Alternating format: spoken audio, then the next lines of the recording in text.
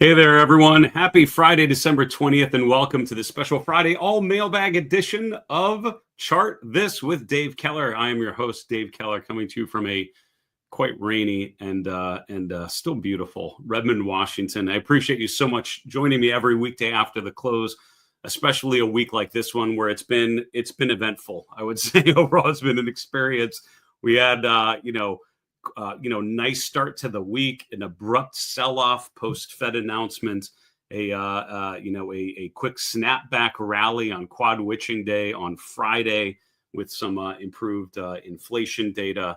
A little bit of everything this week, and I would say a lot of the concerns that we've talked about, leading up to this week, all sort of came to a head. Right, the Hindenburg moment that we've been covering many times through the course of 2024, but just waiting for that confirmational signal finally occurred earlier this week, just before one of the biggest down days that we experienced all year. Fed rate cuts and just the expectations about next year all sort of coming to a head this week with Powell, the Powell press conference, sort of addressing some of those issues, and I think opening up a lot of concerns for investors about the rate of future rate cuts, the possibilities of future rate cuts, and what that might look like, and perhaps that the Fed does a lot less of those than originally expected. Maybe rates remain higher for longer. Really enjoy doing our daily market recap show, Chart This. I appreciate you so much if you're tuning in live on one of our streaming platforms. We're broadcasting this on Facebook, LinkedIn, YouTube, and X. Thank you so much. And if you're watching the replay on our YouTube channel, we appreciate you as well. Can see questions and comments that you put in. This one we're actually recording a little bit earlier on Friday, so we can get ready for some family stuff going into the holiday weekend, preparing for Christmas and New Year's and all those good things in the weeks to come. So I hope you're well. I appreciate you hanging with me today as we answer some of your great questions. And again, these questions all came from people like you over the last week or so. I'm so thankful. So many of you have taken the time to ask questions while we're going through our broadcasts, when you have a chance to think about things later. And please keep them coming, because that's what makes what I do a lot of fun, is just to see what you're asking, and helps me figure out where I should point some of my content as well. So question number one today: how does quad witching play into this pullback? So it's so funny. I mean, as I was going through the week and sort of preparing for it, I don't think I even mentioned the quad witching day until it came up on the show on Thursday. And my bad, right? I should do a better job of keeping on top of that. So quad witching day, if you're not familiar, is basically when a bunch of options and futures and stuff all come due the third week in December, and basically the third week of every of the last month of every quarter, right? So the third week in December, third week in March and June and September. So this is a 4 times a year moment where a bunch of things come due. So what does that play, or how does the quad witching play into this pullback? To be honest with you, it's like one of so many things that we have already been talking about. I mean, when I think of this week, and again, over the weekend, I'll do my weekly flight plan, which is my main report for my premium members, where I sort of really reflect on questions like this and sort of draw in quick takeaways. So early version, what I'll probably talk about is, I mean, this week had a number of things to address and to try to digest. And I would say, the Fed meeting number one, earnings, the news from the government about policy changes and spending bills and all sorts of things. I mean, there's just so many things before you get to quad witching day, I would say, in terms of priority and market moving potential.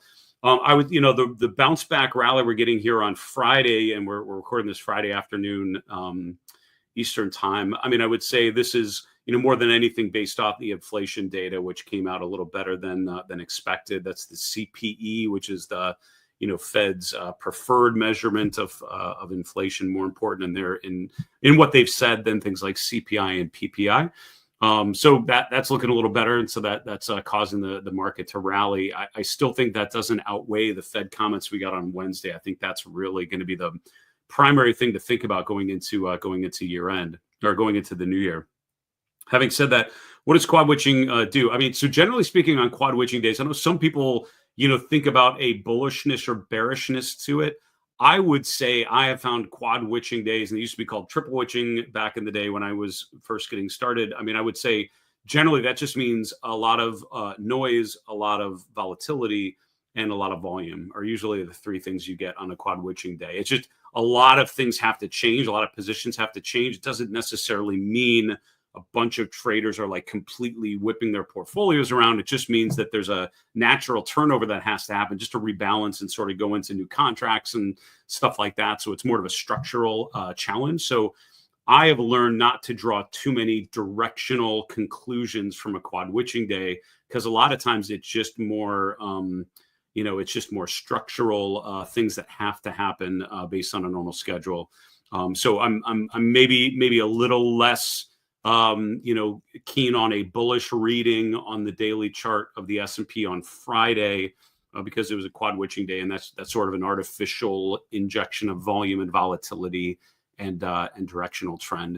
That was a long-winded way of saying, to me, they're not super important. I prefer to sort of review the signals on the chart and not be as concerned about this particular day. I found it to be more noisy than anything. I would say the same thing still holds. We actually opened today just below 58.50. Our line in the sand, as we've talked about, certainly appears likely we're going to close back above there. So that level still holding going into next week. I would not be surprised if we have sort of a dribble up into year end. That would make a ton of sense with the Magnificent Seven stocks probably holding up just fine, because that's where most money managers are probably going to want to be at the end of the year. And then once January starts, I think that could unleash a torrent of changing positions, which probably ends up weighing on the market to the downside, would be my guess. That's sort of my base case going into the beginning of next year. Thanks for asking about quad witching, by the way. And I would encourage you, the Stock Traders Almanac, I'd certainly suggest that as a really good place to track things seasonal, sort of cyclical, regular, recurring moments like that. That's a good way to keep all those organized. Next question. What are some strategies on unwinding or lightening up positions in preparation for a downturn? Yes, we talked about that in a number of my guests, right? I mean, if you think about the interviews that I've done recently, we had Christopher Mullen earlier this week on the Market Misbehavior podcast talking about, sort of sketchy conditions going into Q1. Actually just interviewed Tom McClellan earlier today. I don't have that released yet. Hopefully by the end of the day today, we'll have that out. But we also talked about sort of a negative outlook for the beginning of next year. I would tend to agree, given what we've seen and sort of the deterioration that we're observing in December. So what do you do? And this is a question, honestly, this is a question I've asked most of my guests, is like, what do you do, right? If you're right, and if things are going to, if things are going to get hairy from here, like, what do you do, right? How are you positioned? That's kind of a standard question I like to ask people particularly if they're bearish. Like, what do you do about it? So, what are some things? So I would show you an example of like Seagate, STX, as an example of a kind of chart where something's changed, right? And there are other stocks that have this similar kind of pattern that have had really good runs and are now starting to look a little weaker, right? But if you look at Seagate, from, mid 23 to mid 24, just a classic consistent uptrend. We tend to make higher highs. We tend to make higher lows. When we pull back, we rarely, if ever, undercut the previous swing low. It's sort of just strength continuing, right? Further strength, and the moving averages are all sloping upwards. Conditions are good. Now, if you compare that period to what we've observed in Q4, pretty much everything that I just said is different, right? The price, we had a gap, what you probably call a breakaway gap in mid-October, and then we rotate lower. That was on earnings for Seagate. We've now failed to make new highs and are now making lower lows. We're below the 200-day moving average for the first time since spring of 23. We're below two downward sloping moving averages. The momentum has shifted lower. The relative strength has deteriorated. All of those things have happened. So I guess my answer to that is, do you sell Seagate back here because you're concerned about what the market's going to do? I would not. And I will tell you one thing is, even when I tell you, but I'm concerned about what's going to happen in January, that doesn't mean I'm making any specific changes today because of what I think might happen tomorrow. The decisions I'm making today in a portfolio are based on the evidence that I'm gathering today, not my conjecture about what might happen tomorrow, but what I'm observing right now. And that is really the essence of trend following, which is the general approach that we advocate on the channel. It's basically following the trends. And I found people get into more trouble trying to guess what's going to happen and then set up their positions based on some reality they think may play out, versus actually following the trends. And just the simple exercise of, if something is working well, like Seagate in June, you want to still own Seagate, regardless of what you think is going to happen to the Nasdaq or the S&P, or what you think could be a huge issue. As long as the chart keeps going up, you want to keep owning it. When the chart's no longer going up, that's when you want to unwind. So the types of things that I sell are not things that look good, but I'm selling because I'm concerned about some macro condition. I'm selling things where the chart's no longer, good enough to deserve my capital and deserve my, to assume that trend is going to continue up. I start to sell things and I lighten up on positions when the chart tells me to do so. So what are general things I would look for? It starts with leading indicators like divergences, meaning higher highs on weaker momentum. For the broader positioning, things like divergences with breadth, where the market's going higher on weaker breadth. Those are leading indicators that anticipate that a top may be coming. But then I would really lean into more of the trend following parts of the toolkit. Things like we break below moving average support, we stop making higher highs and higher lows, the momentum shifts, and the RSI starts pushing down toward the 30-40 range on sell-offs. The relative strength, in particular with the chart of Seagate, the relative strength, meaning the relative performance, breaking down in late October, probably the most negative thing during that period, because when that happens, that basically tells you some other chart somewhere is just much better than Seagate. So by owning a Seagate, you're choosing to not own some other chart that's probably going up right now. So I would say, if you see charts like this that you hold that don't look good anymore, rotate your capital to things that do start to look good. And there is something somewhere that probably looks better than whatever chart you think you might need to sell. And, for me, technical analysis is all about continuing that rotation out of things that are no longer working into things that are starting to work.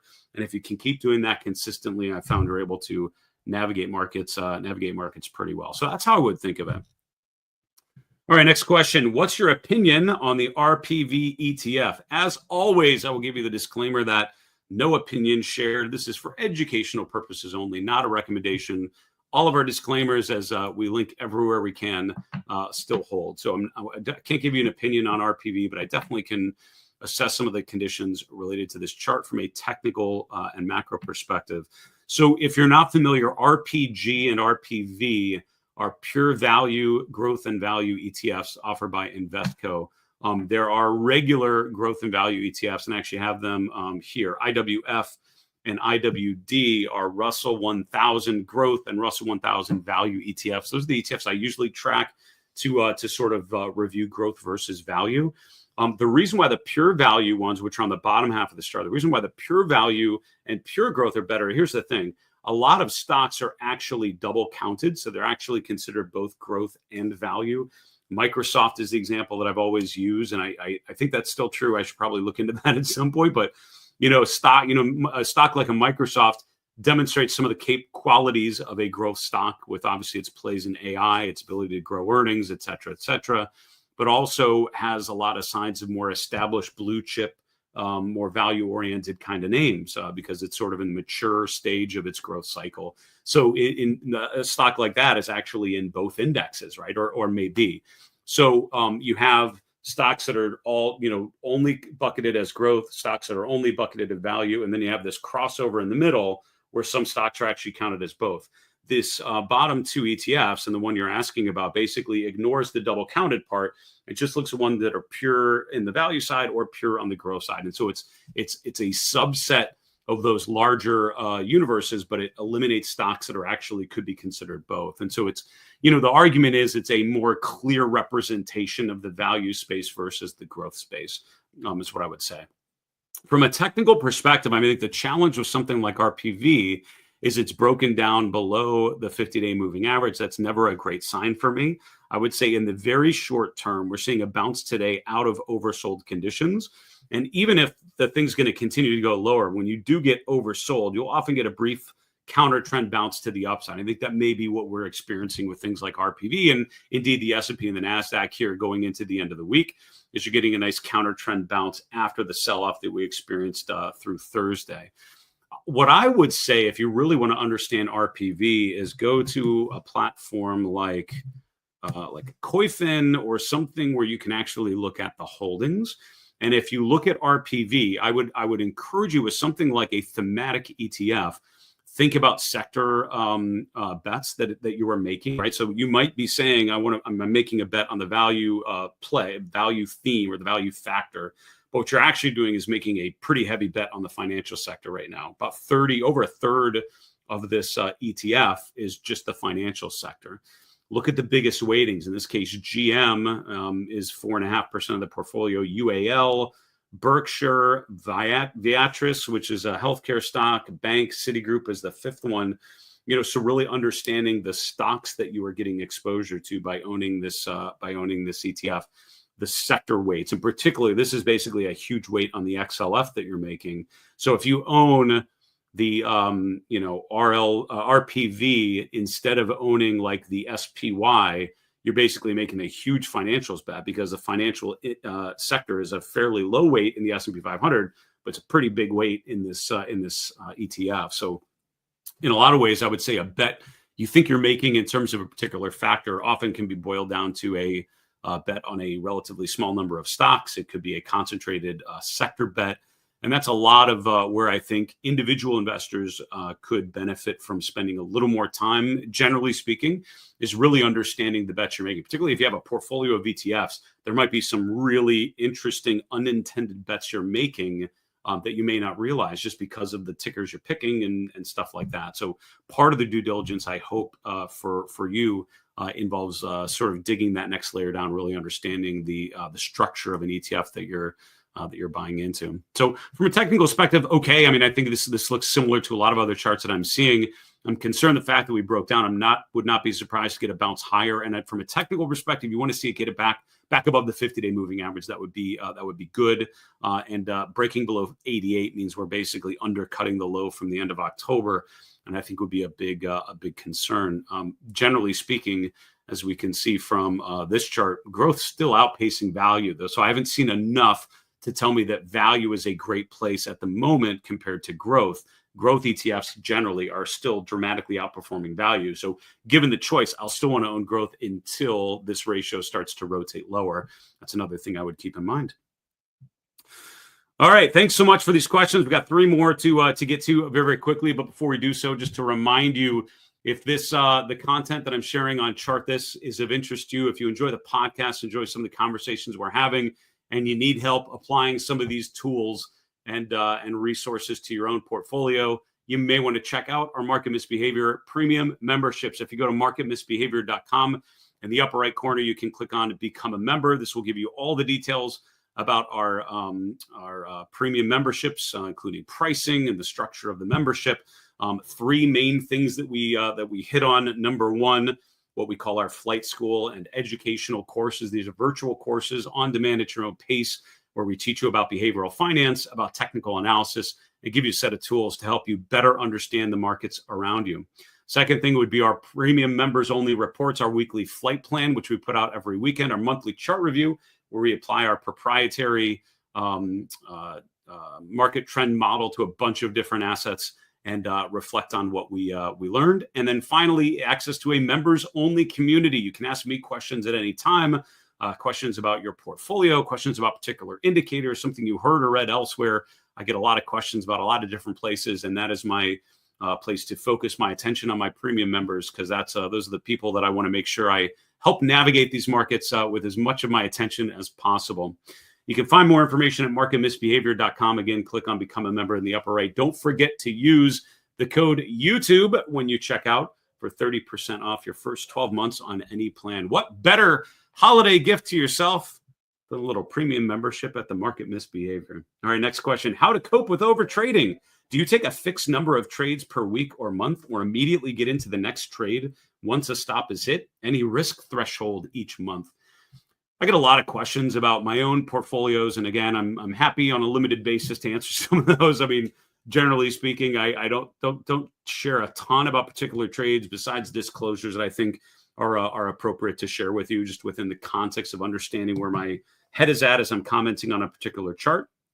And I would tell you that over trading is an issue for sure, and I've seen that especially with with individual investors. I've certainly seen that with professional investors as well. Don't think they're immune to the temptation to trade. But I will tell you that, generally speaking, what you have to remember is that any time as a trader, you have three choices. Number one, to buy something. Number two, to sell something. And number three, to do nothing. And I feel like too often, particularly when your performance starts to suffer, we forget about that third option, and we try to, as they say, trade your way out of a tough period. Just turnover for turnover's sake usually is not really going to help you. What you want to make sure is that you are allocating your capital to a particular idea when the evidence suggests it and tells you that that's a reasonable place to reasonable action to take. Sometimes there's just not a good opportunity, and I would encourage you to wait for the right opportunities. I tell my 8-year-old son, wait for the good pitches, wait for the good opportunities in soccer, wait for the right opening. And I think as traders, as investors, we too often try to take positions, to try to force something, just to feel like we're making some progress. And what you have to remember is, if it's not the right time, it's not the right time, and to wait for it.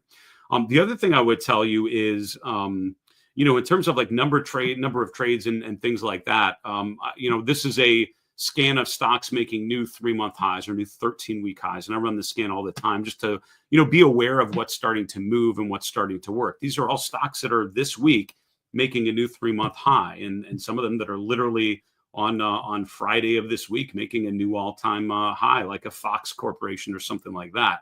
Now, the only way that you have the ability to take a new position in a chart that you think is very deserving is if you have the capital available by not allocating it to something else. In the earlier question about, unwinding positions, what you have to remember is that, the only way that you can allocate to a new good idea is if you've been selling things that haven't been working and you've been raising cash ready to reallocate to the next big thing. So if you're not unwinding positions that are sort of that you should be doing so, you're not going to have the capital available to allocate when you really want to. You can't buy low unless you've sold high in some way and raise that cash. So I would say, for me, it's not about in terms of number of trades. For me personally, I don't think that's a great way to think of it, because there are some months or some weeks when market conditions would tell you to take a lot of action. There are some times when you would do very few trades. And that actually struck me when I first joined a large money management firm and went around to the portfolio managers. I expected them to just be focusing on the market, making a bunch of trades, trying to optimize things. Some of the days they made no trades. I mean, they would make a couple trades maybe, and that's it. And some days would make none.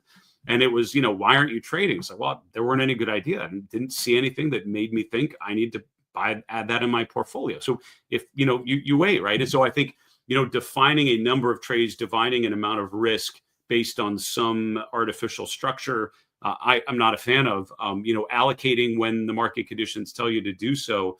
Sticking with things as long as the chart tells you, I think is much better. So, focusing on the message of price and tracking prices that are going up and making sure you remain allocated to those ideas. I think that's how I would more think of it. Last thing I would say is a lot of times I get questions about, where you park assets. What happens if you, and I think what you were getting at, right? You make a fixed number of trades, you immediately get into the next trade once a stop is hit, was part of your question as well. And I think what you want, the way I would think of it is, you have a core position. For me, the core position is an S&P 500 type of fund, some broad fund exposed to the equity space. And I'll change that core position if needed. But generally speaking, that's kind of what my portfolio, that's where a lot of my assets are in. And then I take some out of that to allocate to particular ideas. So remember, if you just sell something and then take the money and put that as cash in your account, you're actually choosing not to own something else. You're choosing to keep your money in US dollars. So if you think that the US dollar chart and the income you can make from the dividends or the interest on your cash position is the best place to be, then that's where I would have it. But I would, generally in 2024, keeping your available capital in cash hasn't been great. Just putting it in an index fund and letting it grow along with the market trend makes more sense to me. So I would say, remember, wherever you have your money, whether it's in cash or in an individual stock, you are choosing not to put that cash somewhere else. And think of it more in terms of that allocation as well. Great question. That could be a whole webcast, I feel like, or a master class on structuring things. All right. Next question. If the RSI is strong on the daily charts, but on the weekly charts, it is weaker as the stock or ETF moves higher, what do you give more consideration to when looking for divergences? I really appreciate that question. That came in this week as we were looking at the S&P 500 and other charts. We can see on the daily chart, it looked like there may be a bit of a divergence. We talked about that around Thanksgiving as the market was making a new all-time high, but the RSI was below the RSI from early November. That actually changed. And in early December, the S&P made a new high, and momentum actually pushed right back up and did not eclipse the high, but it really wasn't much of a divergence anymore. You compare that to like the weekly chart of the S&P, and we can start to see a larger divergence there on the weekly chart. But the last time we were really overbought was back here in July. And from there, we've been making new highs with the momentum a little bit lower. So, what's more important? I mean, to be honest with you, it really depends. To be honest, I mean, I would say one thing, it depends on your time frame. So whether you're seeing divergences on a daily chart or a weekly chart or an hourly chart really is more a function of your time frame and how actively you're trading, what your investment horizon is, and all of that. But I would say, as a general takeaway, the divergences you see on a weekly chart, where we're spending months and months going higher on weaker momentum, that's not much of a timing tool, right? I mean, that's not sort of a, here's something you need to take action on today. These signals, especially divergences on the weekly chart, can take weeks and weeks and months and months and months to actually play out. So I'd much rather think of divergences as a bit of a shorter term thing than on the weekly chart. Some of these divergences you'll note going back at like the 2021 top, the daily chart is a much better way of seeing that divergence. The same with the COVID peak in February 2020. You can kind of see the little divergence, but the daily chart is where that divergence actually makes sense and resonates. So, a chart can go higher on generally declining momentum on a weekly chart for months and months. And I don't know if that means you are waiting every month, just waiting for it to finally sell off. That seems like a mismatch in terms of the price and the indicator, or your time frame and the indicator. So for me, the divergences I see on the daily charts are pretty actionable for me as a medium-term to long-term investor. That makes a ton of sense for me. Divergences on weekly and monthly charts, I feel like the time frame is too long to really affect what you're doing today. And then on shorter-term charts, it's just noise for me. But again, that's something that I've sort of arrived at after spending a lot of time looking at these different periods and developing, a pattern or an approach that I think is in line with what my goals are as an investor. And I hope you were able to do the same. Boy, we are out of time, and that was so much fun as always. Guys, I appreciate so much all the questions that you come in. Again, all those questions came from viewers like you over the last week or so. Please keep them coming as you're watching my show, my market recap called Chart This, as you're listening to the podcast, the Market Misbehavior podcast, and I hope you can check that out on our YouTube channel as well. Any questions that come to your mind, please add them to the comments section wherever you're seeing my content. Really appreciate hearing from you. It's great to know what you guys are trying to learn more about. Helps me to think about how I can make the content more valuable and more beneficial as we transition into 2025. For now, though, listen, I want to thank you guys so much for a fantastic year. We'll have limited broadcasting, limited content between now and the beginning of January, but I wish you all a very happy holiday season. Super excited to re-engage in the new year. For Market Misbehavior, I'm Dave Keller. Remember, it's always a good time to own good charts. Take care, folks.